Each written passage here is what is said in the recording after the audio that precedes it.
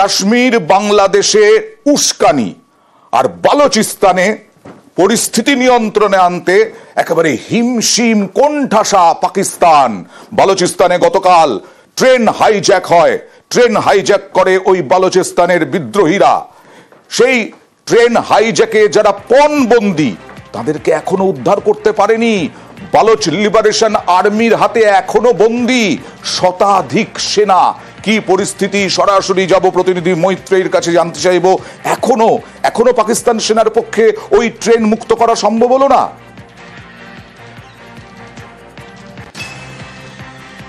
একেবারেই না। দেখো, এখনো পর্যন্ত পাকিস্তান সেনাবাহিনী তারা চেষ্টা চালিয়ে যাচ্ছে ট্রেনকে হাইজ্যাকারদের হাত থেকে মুক্ত করার জন্য।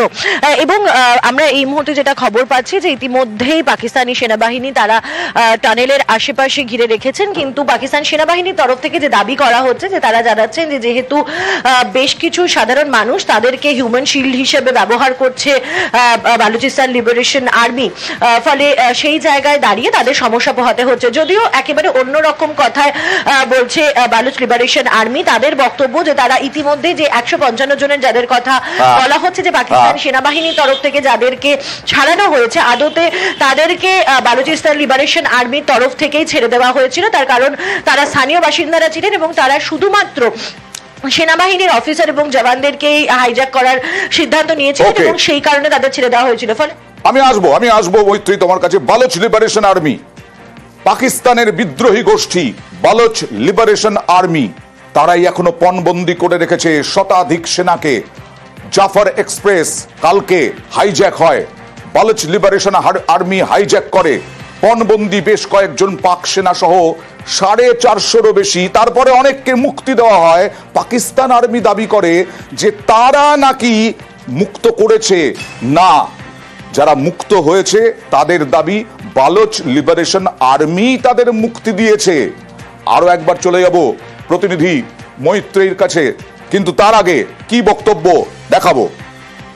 सर, हम लोग को छोड़ दिया, फिर बोला आप लोग जाएं भाई, अपना रास्ता पकड़े निकलते जाए, आप लोग के साथ दुश्मनी नहीं है। हम लोग पैदल निकलते नीचे नहर में गिर गए। তার মানে কি পাকিস্তানের সেনাবাহিনীর ভূমিকায় এরা সন্তুষ্ট নন? মুক্তি পেয়েছেন যারা, মৈত্রেয়ী?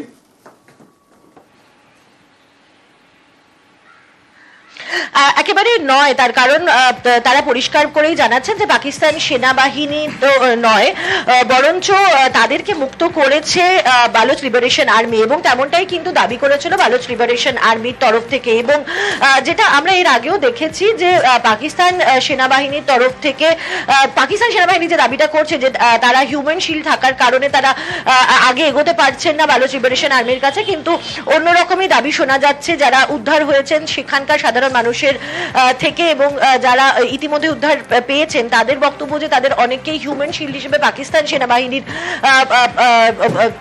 তাদেরকে হিউম্যান শিল্ড হিসেবে ব্যবহার করা তো দূরস্থান, পাকিস্তান সেনাবাহিনীরা তাদের কাছে পৌঁছাতে অবধি পারেননি এবং তাদেরকে উদ্ধার করতে আসতে পারেননি।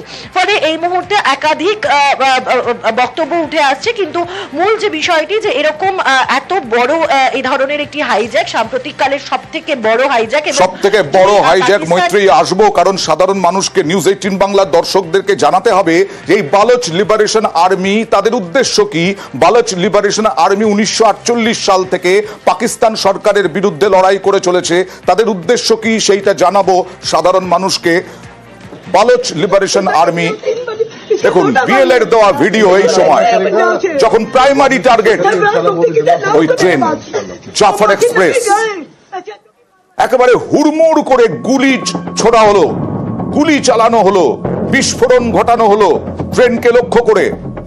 এইটা হচ্ছে বালুচ লিবারেশন আর্মির দেওয়া ভিডিও। জাফর এক্সপ্রেসের উপরে হামলা, এখনো পণবন্দি বহু সেনা, পাক সেনা এখনো মুক্ত করতে পারেনি পাক সেনাবাহিনী। পাক সেনাবাহিনী পাল্টা আবার হামলা চালানোর চেষ্টা করে আর ক্ষয়ক্ষতি বাড়ে। যেটা বলছিলাম আপনাদের জানানোর জন্য, বালুচ লিবারেশন পার্টি 1948 সাল থেকে পাকিস্তান সরকারের বিরুদ্ধে লড়াই করে চলেছে। এই বালুচের লিবারেশন বিএল এর কি উদ্দেশ্য? লাইভ ওভার তো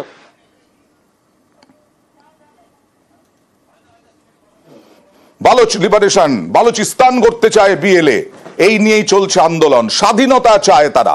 বালোচ লিবারেশন আর্মি তাদের স্বাধীনতা চায়। 155 জন পণবন্দি, এই গত কয়েক বছরের মধ্যে সব থেকে বড় ঘটনা, সব থেকে বড় হাইজ্যাকের ঘটনা, ট্রেন হাইজ্যাকের ঘটনা। পাক ট্রেন হাইজ্যাকে জাফর এক্সপ্রেস, এবং সেই জাফর এক্সপ্রেস এখনো, কালকে জানা গিয়েছিল একটা টানেলের মধ্যে সেই ট্রেনকে হাইজ্যাক করে রেখে দিয়েছে বালোচ লিবারেশন আর্মি। কিন্তু তাদের সঙ্গে যুঝে উঠতে পারছে না এখনো পাক সেনা, পাকিস্তানের সেনাবাহিনী।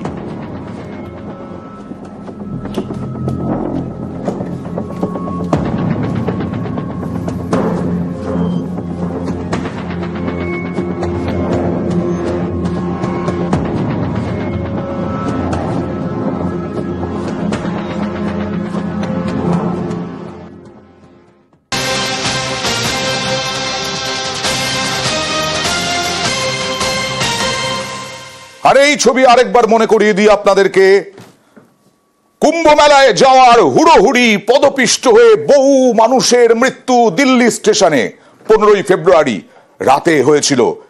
জানা যাচ্ছে ওই দিন বাড়তি 49,000 টিকিট বিক্রি হয়েছিল। পদপিষ্টের ঘটনার নেপথ্যে রেলের বাড়তি টিকিট। নয়াদিল্লি স্টেশনে পদপিষ্ট হয়ে মৃত্যু হয়েছিল বহু মানুষের। সংসদে বিবৃতি দিলেন রেলমন্ত্রী মালা রায়, প্রশ্ন করেছিলেন। মালা রায়ের প্রশ্নের উত্তরে কি জানালেন অশ্বিনী বৈষ্ণব? কথা বলবো প্রতিনিধি মৈত্রেয়ীর সঙ্গে। মৈত্রেয়ী, দেখো, রেলমন্ত্রী অশ্বিনী বৈষ্ণবকে সাংসদ মালা রায় তিনি প্রশ্ন করেছিলেন ওই দিন, যে অর্থাৎ 15ই ফেব্রুয়ারির দিনে কত জেনারেল টিকিট বিক্রি করা হয়েছিল, সাধারণভাবে অন অ্যান অ্যাভারেজ ডেতে কত জেনারেল টিকিট বিক্রি হয়। সেই প্রশ্নের উত্তর দিতে গিয়েই কিন্তু রেলমন্ত্রী অশ্বিনী বৈষ্ণব তিনি জানিয়েছেন যে 15ই ফেব্রুয়ারি 49,000 জেনারেল টিকিট বিক্রি হয়েছিল, যা সাধারণ যে গত 6 মাসে গড়ে প্রত্যেক দিন যত সাধারণ টিকিট বিক্রি হয় সেখানে তার থেকে 13,000 বেশি। ফলে সেই সংখ্যাটা কিন্তু এই যে বারবার করে যে উঠে আসছিল যে অতিরিক্ত টিকিট বিক্রি হয় এবং অতিরিক্ত টিকিট বিক্রি হওয়ার ফলে এই পদপিষ্ট হওয়ার ঘটনাটি ঘটেছে, কিন্তু এখনো পর্যন্ত কোনো সংখ্যা ছিল না যে কতগুলো অতিরিক্ত টিকিট বিক্রি হয়েছে। সেই সংখ্যাটাই কিন্তু এবার সামনে চলে আসলো এবং সেটা স্বীকার করে দিলেন রেলমন্ত্রী অশ্বিনী বৈষ্ণব। দায় কার সেটা কিছু বলেছেন রেলমন্ত্রী? দেখো, সেখানে দায়ের কথা উনি কোনো স্বীকার করেননি, বরঞ্চ তার লিখিত জবাবে তিনি বলেছেন যে এত বেশি সংখ্যক যাত্রী থাকার কারণে তারা বাড়তি 5টি স্পেশাল ট্রেন চালানোর সিদ্ধান্ত নিয়েছিলেন এবং সাধারণভাবে এক একটি স্পেশাল ট্রেন তারা 5,000 যাত্রী নিয়ে যেতে পারে এবং ক্ষেত্রে দাঁড়িয়ে তাদের এই এস্টিমেশন ছিল যে অতিরিক্ত যে টিকিট বিক্রি হয়েছে সেই যাত্রীরা তাতে অ্যাকোমোডেট হয়ে যাবেন। যদিও বাস্তবে যে সেটা হয়নি সেটা একদম পরিষ্কার, কারণ